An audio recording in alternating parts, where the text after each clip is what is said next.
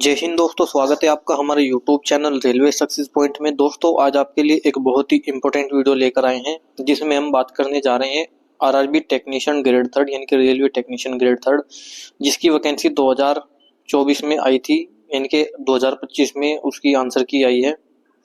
ठीक है, तो कल उसकी आंसर की आई थी और आंसर की के बाद काफ़ी नंबर बन रहे हैं और कुछ में कम भी बन रहे हैं।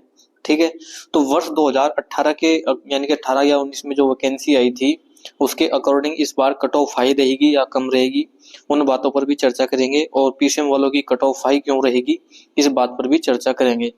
तो दोस्तों वीडियो बढ़ने से पहले मैं आपको बता दूं कि मैंने एक सीरीज स्टार्ट की है जिसमें मैं आरआरबी ग्रुप डी लेवल 1 जो 2025 में वैकेंसी आ रही है इसके संबंध में मैंने एक सीरीज चलाई है जिसमें हम आरआरबी जो ग्रुप डी लेवल 1 2019 में हुआ था, इसका एग्जाम 2022 में हुआ है, उसकी आंसर की सॉल्यूशन करा रहे हैं, जिसमें 4 पार्ट अब तक करा चुके हैं, यानी कि 200 क्वेश्चन करा दिए हैं, जिसमें जीके जीएस मैथ रीजनिंग सभी प्रकार के क्वेश्चन हैं। तो आप उसको वीडियो को जरूर देखें जो ग्रुप डी की तैयारी कर रहे हैं, आरआरबी ग्रुप डी लेवल 1, क्योंकि दोस्तों मैं ग्रुप डी का ही एक एम्प्लॉय हूं, तो आप भी तैयारी करें और अच्छे से, तो आपका भी सिलेक्शन हो सकता है। तो दोस्तों आइए वीडियो शुरू करते हैं। मैं रजत कुमार पॉइंट्समैन स्वागत करता हूं आपका।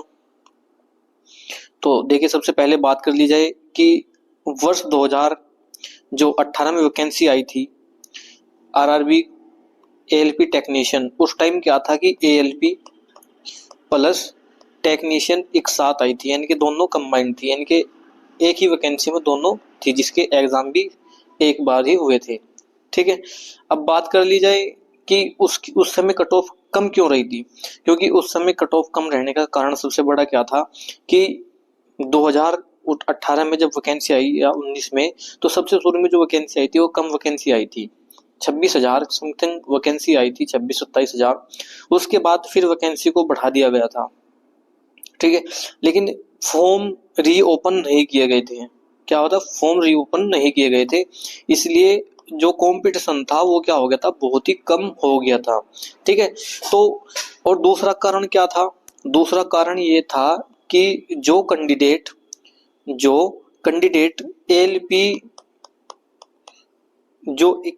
एएलपी में यानी कि ट्रेड फेल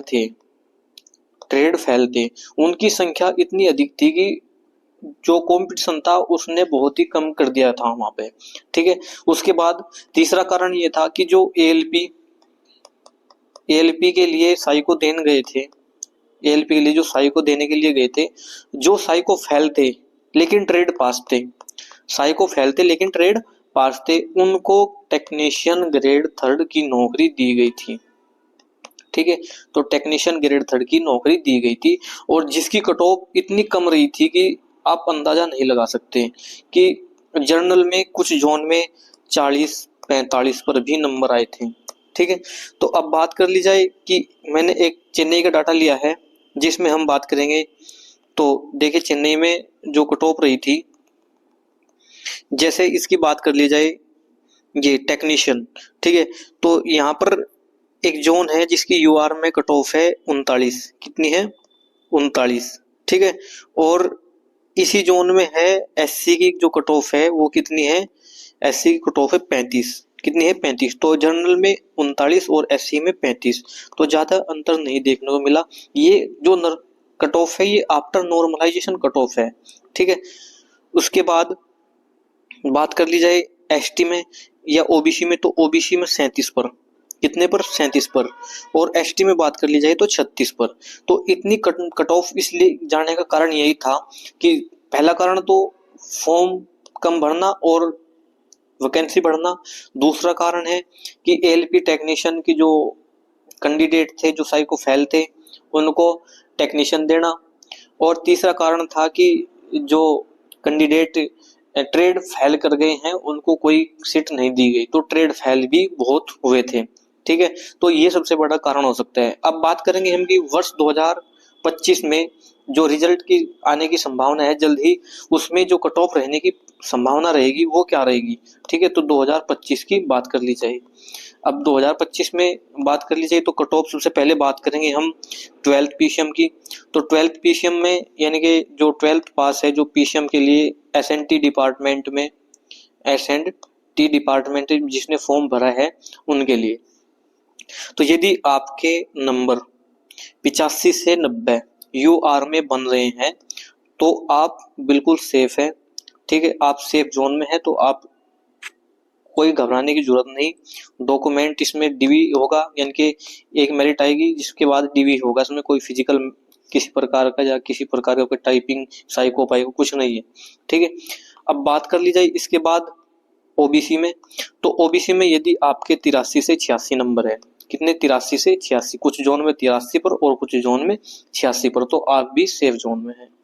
इसके बाद बात कर ली जाए एसटी में, सॉरी ईडब्ल्यूएस में, तो ईडब्ल्यूएस में आपके 80 से 82 नंबर है। क्योंकि दोस्तों आपने देखा है कि जरूरी नहीं कि हमने 12th पास ही इसमें जो फॉर्म भरा है सिर्फ वही 12th पास हो, इसमें जिसने 12th किया है और 12th के बाद एमएससी बीएससी या बीटेक भी किया है उसने भी ये एग्जाम दिया है, और जिसने 12th पीसीएम से कर रखा है और वो एसएससी की तैयारी कर रहा है तो उसने भी इस एग्जाम को दिया है और उनके अच्छे खासे मार्क्स बन रहे हैं, जिसके कारण ही मेरिट हाई जाएगी। और दूसरा कारण ये है कि इसमें वैकेंसी कम आती है, 12th में वैकेंसी कम आती है जो 12th पीसीएम होती है, ठीक है। इसके बाद बात कर ली जाए एससी में, तो एससी में यदि आपके 82 से 85, कितने 82 से 85 नंबर है तो आप बिल्कुल सेफ है, आप तैयारी करें और डीवी की तैयारी करें, ठीक है, तो जल्द ही रिजल्ट की भी संभावना बनेगी। अब बात कर ली जाए एसटी में, तो एसटी में यदि आपके 75 से 80 नंबर है तो आप आराम से सेफ जोन में है, तो आप घबराने की कोई जरूरत नहीं, ठीक है। आप ये कट ऑफ रिजल्ट के बाद देखना सेम कट ऑफ या 1-2 नंबर प्लस माइनस ही रहेगी, ठीक है, 1-2 नंबर प्लस या माइनस ही रहेगी, ठीक है। ये मेरा एक्सपीरियंस है क्योंकि मैं रेलवे में जॉब भी करता हूँ और मैंने रेलवे के बहुत एग्जाम दिए हैं, ठीक है, क्योंकि मैंने टेक्नीशियन ग्रेड 3 भी एग्जाम दिया है और मेरे 73.67 इसमें मार्क्स भी बन रहे हैं, 74, ठीक है। अब बात कर ली जाए आईटीआई में, तो आईटीआई में बात कर ली जाए, आईटीआई की जो कट ऑफ रहने वाली है ऑल ट्रेड, ठीक है, इसमें ऑल ट्रेड में, ठीक है, क्योंकि किसी ट्रेड में कम भी रहेगी किसी ट्रेड में अधिक भी रहेगी। यदि आपके यूआर में ट्रेड में आपके 75 से 78 नंबर बन रहे हैं, कितने 75 से 78, तो आप बिल्कुल सेफ है, आप आराम से अगले स्टेप की तैयारी करें यानी कि डीवी की तैयारी करें। इसके बाद ओबीसी, ओबीसी में बात कर लीजिए यदि आपके 72 से 75 ऑल ट्रेड, इसमें ऑल ट्रेड यानी कि आपका इलेक्ट्रीशियन फिटर वेल्डर या अन्य और प्रकार की जितने भी ट्रेड हैं उनमें यदि आपके नंबर इतने बन रहे हैं तो आप आराम से डीवी की तैयारी कीजिए। इसके बाद बात कर जाए ईडब्ल्यूएस में, तो ईडब्ल्यूएस में यदि आपके 68 से 70 नंबर बन रहे हैं तो आप निश्चिंत रहे, आपका रिजल्ट होगा, ठीक है।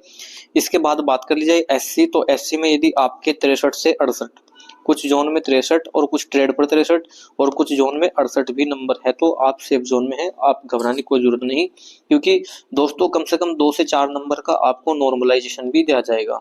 नॉर्मलाइजेशन कम होने का कारण ये है क्योंकि जो एग्जाम है वो सिर्फ 5 दिन ही यानी कि 5 से 7 दिन ही एग्जाम हुआ था, 5-7 दिन, ठीक है।